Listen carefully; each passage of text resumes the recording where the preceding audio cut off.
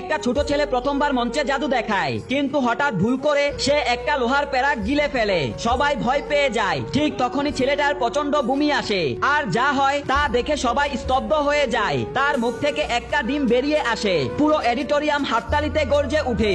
দর্শকরা এতটাই মুগ্ধ হয় যে নোট আর কয়েনের বৃষ্টি শুরু হয়। তার প্রথম শো এনে দেয় তার আর তার মায়ের অর্ধেক মাসের উপার্জন। খুশি হয়ে ছেলে দৌড়ে বাড়িতে গিয়ে বলে, মা তাড়াতাড়ি আমাকে ঝাঁকাও। মা হালকা একটু ঝাঁকুনি দিতেই তার পকেট থেকে কয়েন ঝরে পড়তে শুরু করে।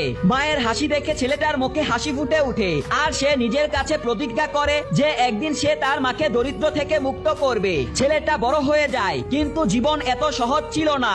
এক সময় এমন অবস্থা হয় যে দুবেলা খাবার জুটানোই কষ্ট, আর শৈশবের স্বপ্নটা ধীরে ধীরে শেষ হয়ে যায়। একদিন সে মঞ্চে হাতকড়া থেকে পালানোর খেলা খেলছিল। হঠাৎ এক আসল পুলিশ এসে বলে, যদি সত্যি এত বড় জাদুকর হও তবে এই আসল হাতকড়া খুলে দেখাও। সে হাসে আর কোমর থেকে একটা পাতলা তার বের করে। পিঠ ফিরিয়ে কয়েক সেকেন্ডের মধ্যেই হাতকড়া খুলে ফেলে। পুরো হল হাততালিতে ফেটে যায়। সেদিন থেকে মানুষ তাকে নতুন নাম দেয়। এরপর সে আরো বিপজ্জনক দিক দেখাতে শুরু করে।